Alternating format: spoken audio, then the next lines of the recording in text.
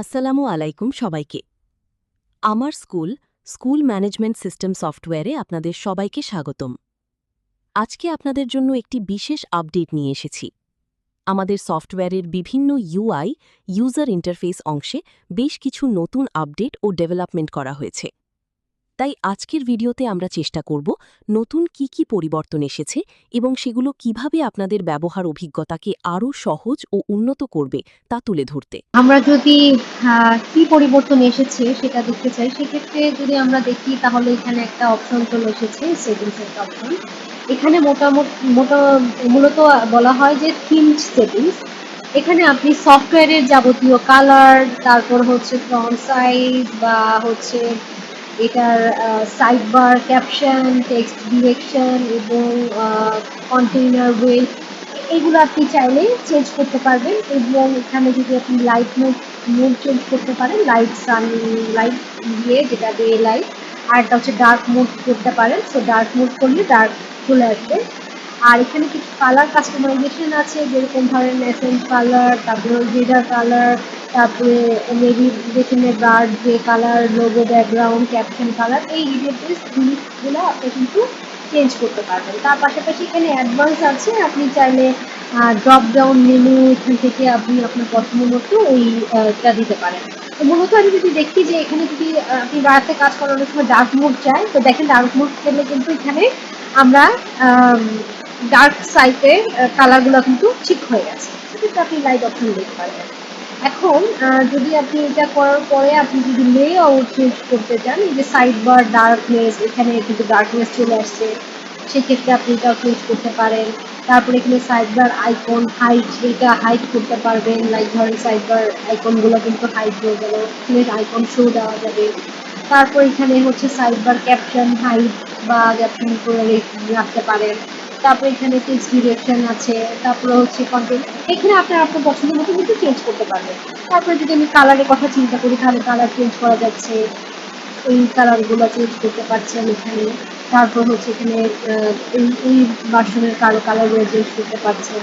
তারপর পাশাপাশি হচ্ছে এখানে এই যে ক্যাপশন কালারগুলো চেঞ্জ করতে পারছেন, আপনি আপনার পছন্দ মতো কিন্তু এগুলা করে নিতে পারেন। তো এখানে যদি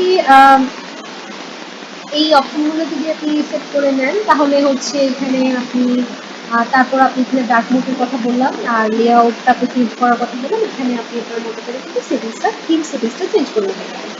তারপর যদি এখানে আরেকটা বাটন দেখবেন যে এখানে কিছু কিছু বাটন আছে, সেখানে এটা দিয়ে স্টার্ট করলে বলা যেতে পারে আপনার এখানে আপনার ইউজারের একটা ফিচার্স থাকবে, দেখা যাবে যে ইউজারকে এটা। তারপরে আপনি এখান থেকে চেঞ্জ পাসওয়ার্ড থেকে পাসওয়ার্ড চেঞ্জ করতে পারেন। এখানে আপনার প্রোফাইল দেখতে পাচ্ছেন। তারপরে এখানে নোটিফিকেশন আসছে, টাস্ক আসছে, আপনি চাইলে টাস্কগুলো অ্যাসাইন করে দিতে পারেন। আপনার হচ্ছে আপনার কার জন্য অ্যাসাইন করতে হলে ওখানে টাস্ক অ্যাসাইন করবেন। কিভাবে টাস্ক অ্যাসাইন করবেন সেটার বিস্তারিত ভিডিও হয়তো বা পরবর্তী ভিডিওতে দেওয়া যাবে। এখানে আমরা জাস্ট কি পরিবর্তন এসেছে সেইটাই কভার করতে যাচ্ছি।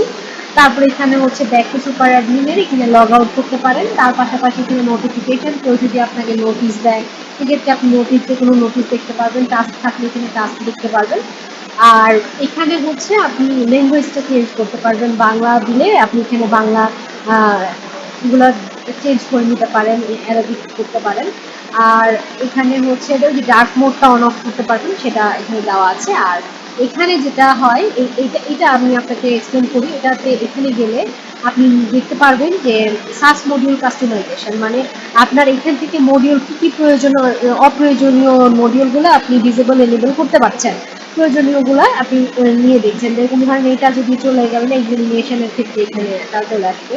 তারপরে আপনারা হচ্ছে ওএমআর যদি লাগে সেক্ষেত্রে এইগুলো হচ্ছে আপনি চাইলে যেটা প্রয়োজন হবে না ওটা আপনি এনেবল ডিসেবল করে দিতে পারেন। এখানে ডিসেবল করে দিলে ডিসেবল ঠিক হয়ে যাবে। এখানে কিন্তু এই মডিউল কোনটা অ্যাক্টিভ আছে, অ্যাভেলেবেল ফিচার্স কয়টা, 19টা মডিউলের মধ্যে অ্যাক্টিভ মডিউল আপনি কয়টা রেখেছেন, এটা যদি আপনি একটা ধরেন এটা বন্ধ করে রাখতে চান, এগুলো দেখা যায় যে মূলত এই যে রুটিন ম্যানেজমেন্ট, এটা যদি বন্ধ করতে চান, এনেবল করতে চান, এনেবল করলে 18, এনেবল হলে 18টা হয়ে গেল মডিউল, তার মানে 18টা অ্যাক্টিভ আছে। তার পাশাপাশি ম্যান্ডেটরি সিস্টেম তো ডিফল্ট দুইটা, এটা স্টুডেন্ট ম্যানেজমেন্ট কোর সিস্টেমটা কিন্তু ডিফল্ট থাকবে। তো এইটা অ্যাক্টিভ বন্ডে কি অ্যাক্টিভ আছে আপনি এখান থেকে দেখতে পাচ্ছেন। ইনঅ্যাক্টিভ বন্ডে কি ইনঅ্যাক্টিভ করলেন, আর সিস্টেম ম্যান্ডেটরি কি সিস্টেম ম্যান্ডেটরি আছে, এই জিনিসগুলো পাচ্ছেন।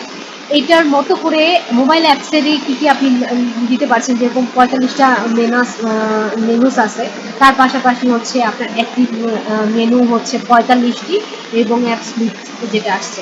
তো আপনি যদি এখন অ্যাক্টিভ মেনু দেখতে চান তাহলে দেখা যাবে যে এই অ্যাপগুলো দেখানো হচ্ছে। ইনঅ্যাক্টিভ দেখতে চাচ্ছেন আর প্রোডাকশনে এখানে কি আছে, এই ডিটেলসগুলো কিন্তু আপনি এখান থেকেই চেঞ্জ করতে পারবেন। পাশাপাশি আপনি এখানে ফিচার অ্যাপ মেনুর কি আপনার লিমিটেশনস দিতে পারবেন, এখান থেকে একটু রিলেটেড করতে পারবেন কোনটা কোনটা কি জিনিস আছে এগুলো কিন্তু দিতে পারবেন। এখান থেকে এডিট করতে পারবেন, রিনেম করতে পারবেন, অথবা আপনি এখান থেকে রিঅ্যাক্টিভ করে দিতে পারবেন। রিনেম করতে বলতে গেলে যে অনেকেই আপনার অ্যাটেন্ডেন্স চাচ্ছেন না, এখানে আপনি ডেইলি অ্যাটেন্ডেন্স দিতে চাচ্ছেন, সো ডেইলি অ্যাটেন্ডেন্স দিলে এখানে কিন্তু আপনি ডেইলি অ্যাটেন্ডেন্স দিতে পারেন। তো ওইভাবেই অ্যাপে শো করবে যে ডেইলি অ্যাটেন্ডেন্স। তো এই হচ্ছে ওভারঅল। আর এখানে মডিউলের মধ্যে থেকে বেশ কিছু চেঞ্জেস আসছে, সেক্ষেত্রে একটু student registration, under student registration আছে, একাডেমিক সেটিংস আছে, এই ডিটেলসগুলো কিন্তু আপনি ইজিলি দেখতে পাচ্ছেন। সো এখান থেকে কিন্তু আপনি আপনার ইজিলি মেনটেন করতে পারছেন। সো এই হচ্ছে আমাদের ইউআই এর চেঞ্জেসের বা আপডেটের একটি। তো পরবর্তী ছোট ছোট ভিডিও যেগুলো আপনাদের প্রয়োজন হবে ওগুলো আমাদেরকে জানালে অবশ্যই আমরা মেক করে দিব। ধন্যবাদ সবাইকে, আসসালামু আলাইকুম।